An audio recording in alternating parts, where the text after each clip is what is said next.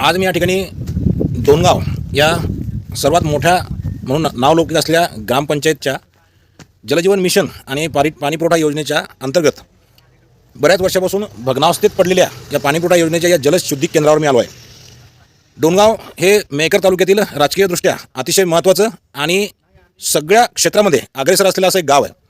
या गावाच्या 5 किलोमीटर अंतरावर केंद्रीय मंत्र्यांचं गाव त्याचबरोबर माजी राज्यमंत्रीसुद्धा या गावात आहेत।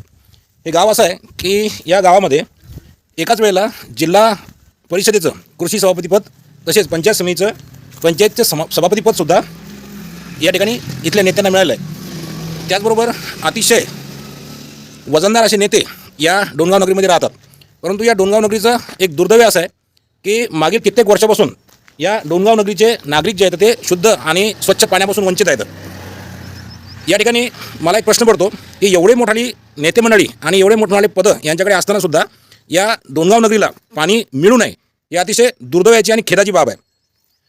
डोणगावच्या शेजारील लोणीगवळी, अंजनी बुद्रुक, भोसा त्याचबरोबर तिकडे जानेफळ सर्कलमधील गुटीपार्टी या सर्व जलजीवन मिशन अंतर्गत चालू असलेल्या कामांची मी मुख्य अभियंता, उपअभियंता त्याचबरोबर संबंधित इतर अधिकारी या सर्वांना निवेदन देऊन सदर कामाची खात्रीने चौकशी लागली पाहिजेत आणि जे काही दोषी कंत्राटदार आहेत अशा लोकांना काळे यादीत टाकून त्यांच्यावर फौजदारी स्वरूपाचे गुन्हे त्या ठिकाणी दाखल करावे अशी मागणी केली आहे।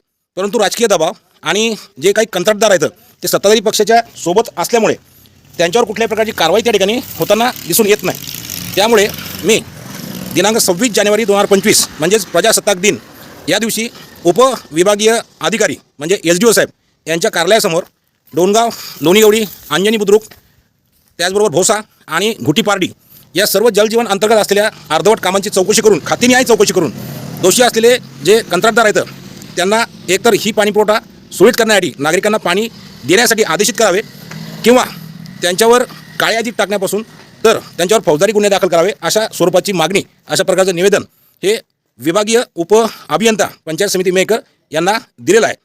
जर 25 जानेवारी 2025 पर्यंत या संबंधित अधिकाऱ्यांनी या उपरोक्त गावामध्ये या पाणीपुरवठ्यासंदर्भात ठोस आणि कठोर अशी भूमिका जर घेतली नाही तर 26 जानेवारी हा आपला राष्ट्रीय सण आहे आणि राष्ट्रीय सणाच्या दिवशी उपविभागीय अधिकारी साहेब SDO मेहकर यांच्या कार्यालयासमोर मी आमरण उपोषण त्या ठिकाणी करणार आहे।